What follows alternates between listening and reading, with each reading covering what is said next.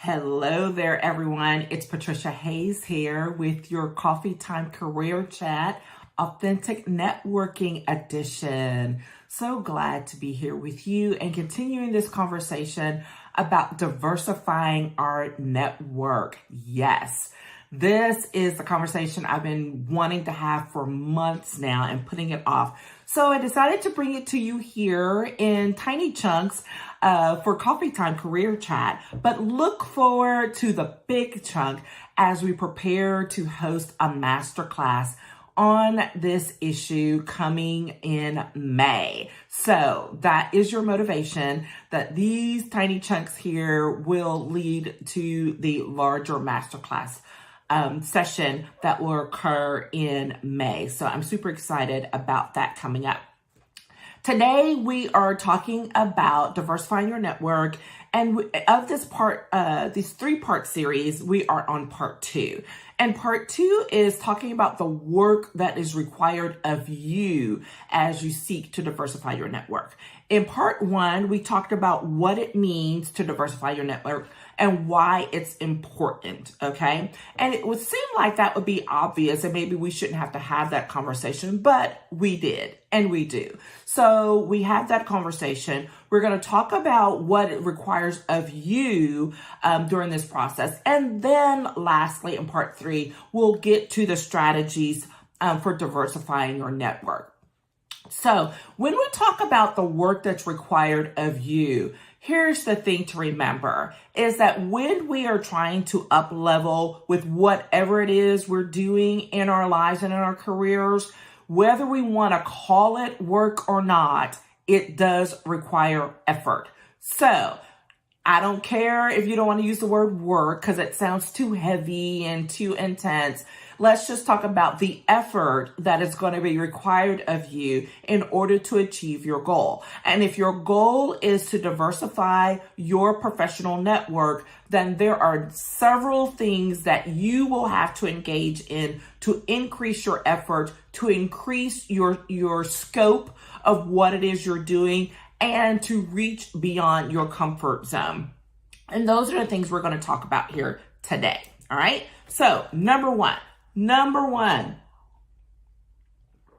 big thing, the mindset shifts that are going to be required of you.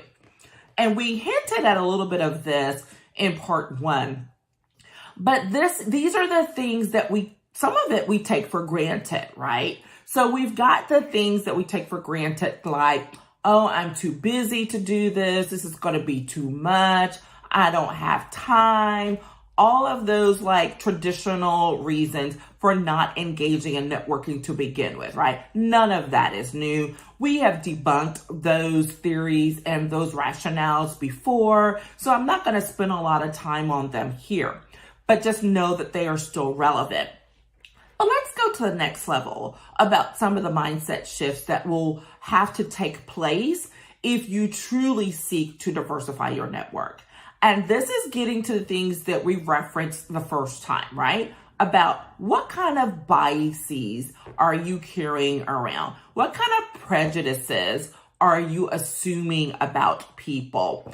What kind of assumptions are you making about what it means to diversify your network, who that includes, what fears are you carrying around about that? Those are the things we're really getting to the meat of, right? When we're talking about the work, the effort that is required of you to diversify your network. And these are not things that just say, oh, okay, let me go make time, right? Let me go schedule 5 minutes to reach out to someone. These are not strategies. These are fundamental challenges and shifts that have to be made in order for you to successfully get to the next level if it includes diversifying your network. And we've already talked about the value of that, right? Not just because you want to get that next job, but it's like within your own circle and then the bigger world circle when it comes to you professionally. why it matters to have a diverse network. So I don't care whether diversifying your network means that you have to look to reach out to more people who are outside of your traditional racial or ethnicity boundaries, or whether it's someone who's outside of your usual industry boundaries. We're talking about the grand scope of those things. So one of the main first mindset shifts you may have to address is assuming that diversifying your network is limited to addressing the racial or ethnic type of things that are assumptions that you're making, right? That is probably the first thing, because when you hear diversity, that is the first thing that people go to. And while that is encompassed in what we're talking about, and it's probably the largest thing that many people need to address, it is not the only thing. We talked about the vast options of what it means to diversify your network, not just racially, by race, by ethnicity, by gender, by gender identity, by ability, but also by industry, by social class. I mean, we're talking about a lot of different things. I am not in any way suggesting that you have to jump into all of those all at once. But when you do the work to take a look at what your network currently looks like, because this is something everyone should do. What does your current network, what does your current professional relationship circle look like? And when you take a look at that, what are the major gaps? That's what I want you to do. What are the major gaps? Or what are the major similarities? Because the major similarities will then counter, and the flip of that is going to show you what the major gaps are. Okay? So if the majority of your circle are white female entrepreneurs, then you might want to go explore and see what it is that you need to complement your network with. Who are the types of people? What are their backgrounds? Okay, that's what I'm talking about when we're pursuing diversifying our network. And remember your end goal, right? It is not diversity for diversity's sake. I am not a fan of that, and I will be highly critical of that, right? Do not include me in your circle just so you can say you have the black friend. I am not here for that, okay? But what I am saying is that if you look and you're like, you know what, I really appreciate Patricia's background in education policy, and even though that's not what she's doing predominantly, I definitely would love to be able to tap into her experience in that and how that can play into the work that I'm looking forward to doing as far as maybe some educational equity work or pursuing a promotion or an opportunity in some education policy realm. Do you see what I did there? So that you can diversify your network without honing in on one thing in a false way. I want you to be very, very careful of that, particularly in today's environment. All right, because people are very sensitive on multiple ways. And I'm not saying don't do something because it's going to offend or someone might be sensitive to it. Not talking that. That's a whole different conversation. All right, we're not worried about offending people's, quote, sensibilities in that respect. But we are talking about being very aware and intentional about what you're doing and being respectful of people's backgrounds, experiences, and how they can play in, not just to the things that you are seeking to do, but how you can complement what they do and be of support to them. Remember, this is not just about what you can get. This is about what you can give. Okay? So there's a lot there. I'm happy for you to reach out to me if you want to take a little, do a little network assessment about what your network looks like. And what are the things you might want to look for as you explore the mindsets that you have that are limiting you from broadening your relationships? That's what we're talking about, right? About having valuable relationships that will be sustainable over time, okay? And that is the end goal here, right? And we all know that the more diverse our networks are, the more relationships to have, the healthier we are, and the better off we are in the long term. Okay? All right, so that's number one, the mindset shifts that are going to be required. Number two is moving beyond your comfort zones. Again, we kind of hinted, and this like weaves throughout every conversation, but now let's talk about it really up front. Okay? One of the things that most people will have a difficult time with is moving outside your comfort zone. Okay? Because this means being very deliberate about the steps you are taking for the purpose for which you are doing it. It's one thing to say, oh, I want to go, join that organization because I think it might be complimentary, whatever. And but when you're talking about, no, I'm going to go join this organization specifically so that I can build relationships with people that I might not normally have considered building relationships with, that's a major shift. And that is going to get really uncomfortable, especially for people who are already using the crutch of, I'm not good at networking. I don't want to hear that. Think about and focus on building a relationship. We all have to build relationships for one purpose or another. This is yet another one of those, and where you're doing it to be very conscientious of what you're doing. All right. So moving beyond your comfort zone is a must. I think I used the example last week about how, if I'm looking to have a major business that makes a certain a dollar amount and that can grow beyond that, well, if I'm looking to create a $500,000, $1 million business, I can't do that while still congregating with folks who make less than six figures. Okay? That means I have to make a shift to what? To people who are pursuing their entrepreneurial goals and dreams at a higher level, to people who are operating in a completely different space. And that is going to get uncomfortable. That is going to be like, oh my gosh, I'm in foreign territory. And yes, you are. And it's all good. So don't not double negative here, warn you here. Do not do something simply because it's going to make you uncomfortable. That's actually the reason to do it.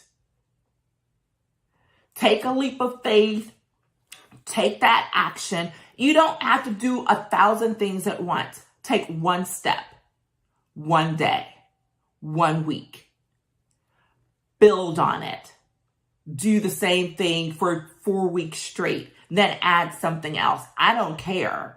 It's about, are you willing to do what's necessary to take your goals and dreams and career to the next level? And if you have identified that having a network that is not diverse is a major issue for you, then this is the thing that you need to do in order to move forward, in order to move past it. And that means moving beyond your existing comfort zone of people that you reach out to, of folks that you have conversations with, all of that. Do one thing today, this week, and then repeat it next week.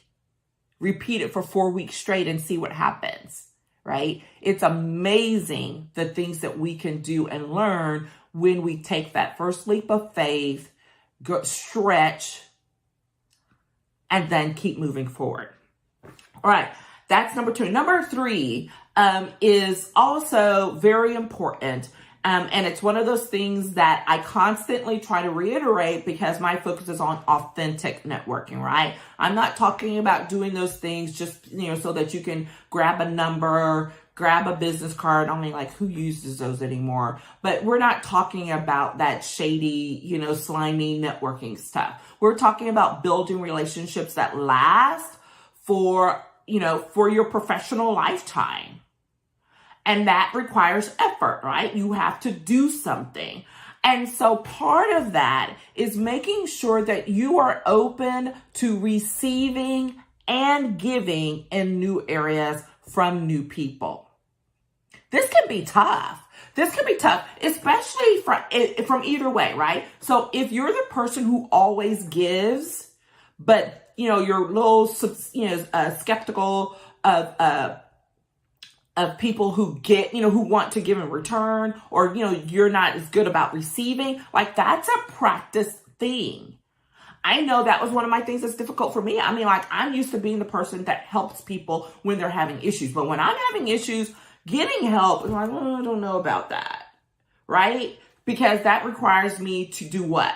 Be vulnerable, to be willing to acknowledging to someone that you need help, or that you're willing or able to be open to outside conversations, other ideas, other sources of input.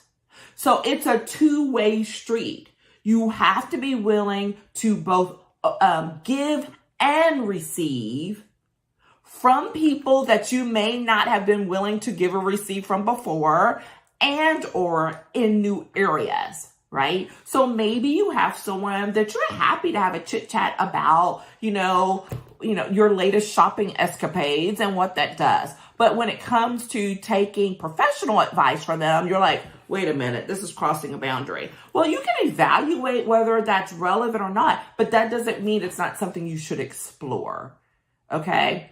When you take those shifts in existing relationships or with new ones, all right? So there's a lot that can happen in that space, but the point is that the effort that will be required means you have to be willing to both give and to receive.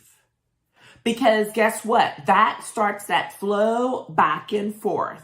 And when that's flowing for you back and forth with that person, you are ultimately opening it up for others in your network currently to give and receive as well from that new person. So think about this and remember, this is not just about you. This is the point. When you're engaging in authentic networking efforts, it's never just about you. This is about how you support that new one-on-one, but also when you invite that person into your network, you are now adding them to the pool of people that you're willing to engage in and to connect others to. That is the importance of this relationship building effort, and why taking the time to look at what your network looks like right now, to be critical, constructively so, but to take a critical eye on what your network looks like so that you can grow yourself, grow your network. Okay? And that is it. So just remember, when you're looking to diversify your network, there's going to be an effort required of you. There's going to be some work that you have to do. And it's going to include making sure you take a look at the mindset shifts that are required, that you move beyond your own comfort zones, and that you be willing and open to receiving and giving in new areas from new people, okay? And that is the crux of what it's going to take to lay that foundation, to build a network, to diversify a network that can be strong and sustainable over time.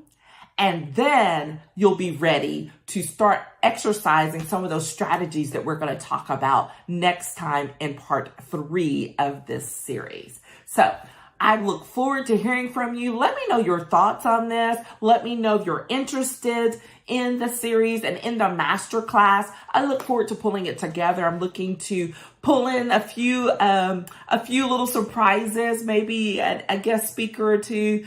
And I'm looking forward to furthering this conversation with you in a constructive way so that we can all grow and strengthen our relationships and our networks for the long term. All right, it's Patricia Hayes here. It's been a pleasure talking with you today, and I look forward to seeing you again next time. Take care. Bye-bye.